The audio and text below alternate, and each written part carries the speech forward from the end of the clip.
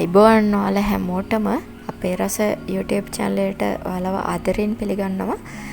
අද මම ලෑස්ති වෙන්න ඔයාලට කියලා දෙන්න කෝනිස්සෝ සම්බෝලයක් කොහොමද හදාගන්නේ කියලා. තෙල් අඩුවෙන් පාවිච්චි කරලා පොඩි කෝනිස්සෝ පහසුවෙන් ඔයාලට වෙළඳ පොලෙන් මිලදී ගන්න පුළුවන්.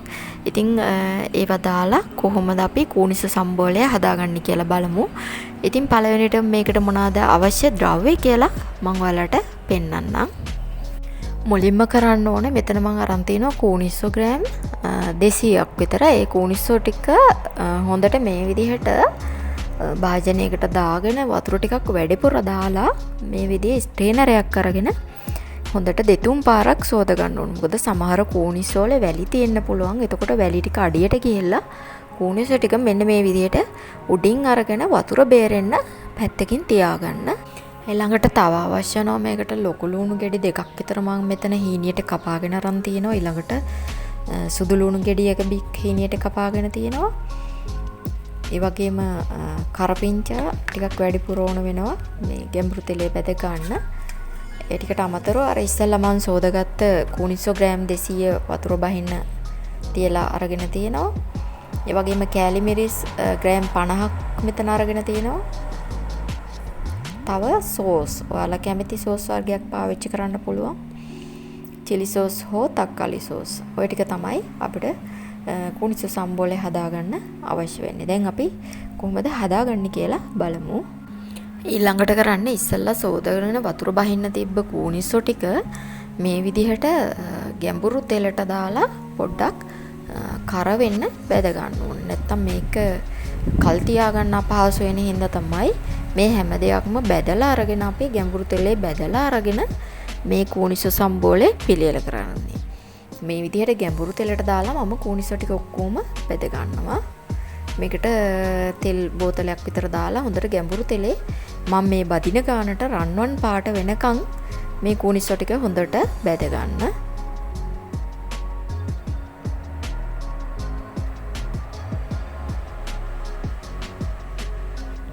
මේක රන්වන් පාට වෙනවා. ඒ වෙලාව තමයි හරි වෙලාව. බලන්න මේක දැන් ඉක්මනට බැදෙනවා. මේක චූටි කෝනිස්සෝනේ. ඒ නිසා විනාඩි 5ක් බැද ගන්න. මේ වගේ රන්වන් පාට වෙනකොට මේ ටික මේ වගේ ස්ටේනරයකට දාලා ලිපෙන් බා ගන්න ඕනේ. තියෙන්නේ මම දැන් රන්වන් පාට වෙනකම් බැදගත්ත කෝනිස්සෝ ටික. මේ ටික තෙල් බේරෙන්න තියලා ඊට පස්සේ කෝනිස්සෝ සම්බෝලේ හදන විදිය අපි බලමු. කෝනිස්සෝ ටික බැදගෙන ඉවරුණාට පස්සේ ඒ තෙල් එකම පාවිච්චි කරලා ඔයාලට පුළුවන් අර මං කපාගත්ත ලොකු ලුණු ගෙඩි දෙක තියෙනවනේ ඒකත් සුදු ලුණු බික් ටිකත් කපාගත්ත මේ විදිහට රන්වන් පාට වෙනකම් බැද ගන්න ඕනේ. ඉතින් ලුණු සාමාන්‍යයෙන් බැදෙන්න පොඩ්ඩක් වෙලා යන හින්දා ගින්දර වැඩි කරලා ගැඹුරු තෙලේ බැද ගන්න. මේකට ඉතින් විනාඩි 10ක් විතර යනවා ලුණු ටික බැදෙන්න. ඒ ටික බ්‍රවුන් පාට වෙනකම් බැද ගන්න. නැත්තම් අපි හදාගන්න මේ කෝනිස්සෝ සම්බෝලේ කල් තියාගන්න බෑ. ඒ හින්දා බ්‍රවුන් පාට වෙනකම් තෙත ගති ඔක්කොම අයින් වෙනකම් බැද ගන්න ඕනේ. ඊට පස්සේ මේ ටික බ්‍රවුන් පාට වේගෙන එනකොට දැන් අපිට ඉතුරු වෙලා තියෙනවා තව කරපිංචා ටික. ඒ ටිකක් දාලා ඒ ටිකත් පොඩ්ඩක් බැද ගන්න. විනාඩියක් විතර ඒ ටිකෙත් රන්වන් පාට වෙනකම් බැද ගන්න. මේ විදිහට කරපිංචා ඉස්සෙල්ලම දාන්න නැහැ. ලුණු රන්වන් පාට වුණාට පස්සේ තමයි මම කරපිංචා ටික දැම්මේ. දැන් මේ ටික බැදිලා තියෙන්නේ. ඒ නිසා මම ඉස්සෙල්ලා බැදගත්ත කෝනිස්සෝ එකටම මේ ටිකක් දාලා අයින් කරගන්නවා.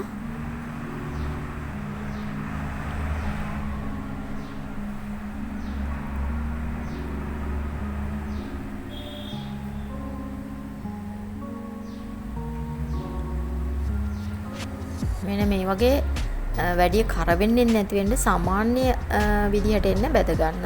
ඒ ටිකත් වෙනම පැත්තකින් තියාගන්න. මේ තියෙන කෝනිස්සෝ ටික එකට දාලා තියාගන්න.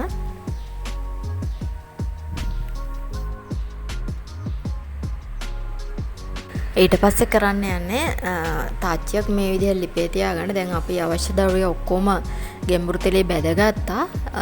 ඊළඟට තෙල් කාලක් විතර තාච්චියක් තියලා මේ විදිහට දාලා රත් වෙන්න තියන්න.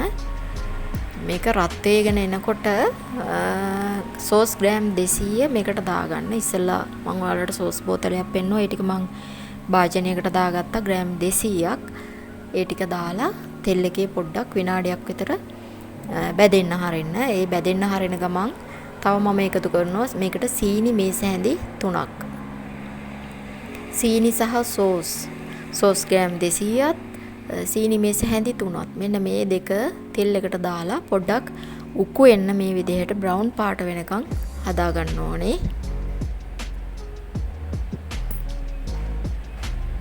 විනාඩියක් දෙකක් වගේ යනකොට මේක බ්‍රවුන් පාට වෙනවා. ඊට පස්සේ කෑලි මිරිස් ග්‍රෑම් 250ක් මම ගත්තා. කෑලි මිරිස් ග්‍රෑම් 250 දාගන්න.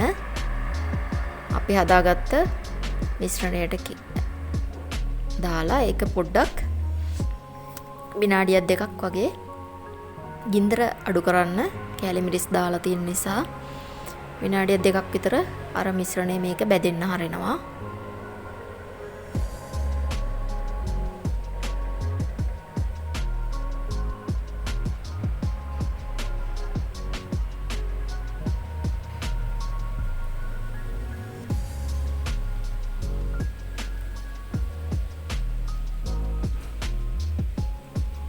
මෙන්න මේ වගේ බ්‍රවුන් පාට වෙනකන් කෑලි මිරිස් ටික බෙදෙන්න හරිනව. නැත්නම් අර අපි කෑලි මිරිස් තෙත පිටින් දැම්මොත් එහෙම මේක කල් තියාගන්න බෑ.